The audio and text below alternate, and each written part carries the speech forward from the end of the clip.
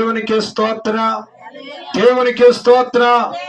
ఏమంటే ఈ యొక్క మాటను ఎవరు తెలియచేస్తూ ఉన్నారంటే ఒక ఉపమాన రీతిలో యేసుక్రీస్తు ప్రభు తెలియచేస్తూ ఉన్నాడు. ఏమంటే త్రోవ ప్రక్కన పడినాయి అంట కొన్ని విత్తనాలు. ఎక్కడ పడినాయమ్మా? త్రోవ ప్రక్కన. ఏమంటే ఎందుకనంటే విత్తనము అంటే విత్తనము అంటే దేవుని యొక్క వాక్యము. ఏంటి చెప్పండి? ఇత్తువాడు ఎవరు? ఎవరు ఇత్తేవారు? ఎవరు? దేవుని యొక్క సేవకుడు. ఇత్తేవారు చెప్పండి. ఏమంటే ఇప్పుడు బోధించేది ఎవరు? దేవుని యొక్క సేవకుడు. కాబట్టి నీవు నేను కూడా తెలుసుకోవలసిన సత్యము ఏమిటయ్యా అంటే ఏమంటే ఇత్తే విత్తనము అంట ఏమంటే ఒక త్రోవ ప్రక్క పడినప్పుడు ఏమంటే ఆకాశ పక్షులు ఏమొచ్చినాయి అంట? ఆకాశ పక్షులు వచ్చాయి. ఏమంటే ఆ యొక్క విత్తనములను ఏమేసి మింగి వేసినాయి అంట. ఎందుకనయ్యా నా ప్రేమను దేవుని పెట్టారా?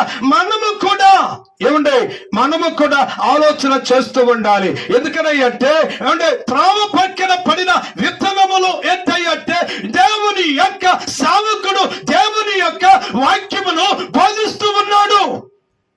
కానీ నీ యొక్క హృదయములో వాటిని ఏం చేసుకోవట్లా చెప్పండి. అంటే నీ యొక్క హృదయములో అంటే దేవుని యొక్క వాక్యము పనిచేస్తూ ఉన్నదా చెప్పండి. దేవుని యొక్క వాక్యం నీ హృదయములో పని చేయాలి అంటే వాక్యానుసారమైన జీవితాన్ని నీవు జీవిస్తూ ఉంటావు. వాక్యానుసారమైన జీవితాన్ని నువ్వు జీవిస్తూ ఉంటావు. ఎందుకనంటే త్రోవ ప్రక్కన పడిన ఆ యొక్క విత్తనాలు ఏమంటే ఆకాశము నుండి వచ్చి ఎందుకనంటే ఆకాశము నుండి వచ్చి ఏమంటే ఆ పక్షులు వచ్చి ఆ యొక్క విత్తనములు ఎలాగైతే మృగుతూ ఉన్నాయో ఏమంటే నీవు కూడా నేను కూడా అంటే దేవుని యొక్క వాక్యమును అయితే వినటానికి వింటూ ఉన్నాం. కానీ నీ హృదయములో ఆ వాక్యము పని చేయటం లేదు. నీ యొక్క హృదయములో ఆ యొక్క వాక్యము ఉండటం లేదు. ఉంటుందంటారా? ఏమా ఆలోచన చేస్తూ ఉండాలి ప్రేమన దేవుని బిడ్డలారా. ఇదే సందర్భాన్ని మత్తయి సువార్తలో కూడా ఉంది. మత్తయి సువార్త 13వ అధ్యాయం